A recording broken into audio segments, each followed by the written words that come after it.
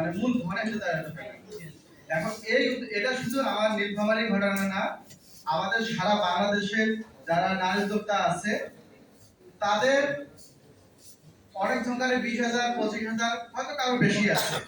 এইভাবে হচ্ছে আমাদের নাসিক উদ্যোক্তাদের যারা নারী উদ্যোক্তা তাদের, এবং বিশেষ করে বর্তমান সরকারের মাননীয় প্রধানমন্ত্রী ইতিমধ্যে যে নারী উদ্যোক্তাদের ক্ষেত্রে কিন্তু একটা অগ্রণী ভূমিকা রেখেছে। তারা চায় যে নারী উদ্যোক্তা বেশি বেশি ভাবে এগিয়ে যাক, নারী বান্ধব সমাজ হোক, রাষ্ট্র ব্যবস্থা গঠন হোক, এটা কিন্তু মাননীয় বর্তমান প্রধানমন্ত্রী চায়। সেই ক্ষেত্রে যদি আমাদের বিশেষ করে কেউ যদি নতুন ভাবে আবার আমাদের সদস্য হতে চায়, আমাদের সদস্য ছাড়া তো তাদের সাথে আমরা কাজ করতে পারবো না।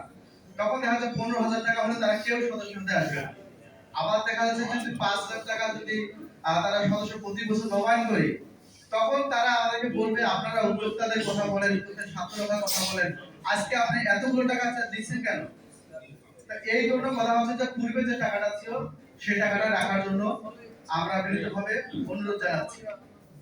আর একটা বিষয় আমি শেয়ার করব, আমাদের দেখা যাচ্ছে যারা আমাদের সদস্য তাদেরকে নিয়ে কেন্দ্রীয় মানে জেলা কমিটি গঠন হয় তাদের ভোটে বা তাদের সমিতিতে। এখন কথা হচ্ছে সেই ব্যক্তি জেলা তো ভোট দিবে সদস্য, আবার সেই ব্যক্তি তাহলে কেন্দ্র ভোট দিবে।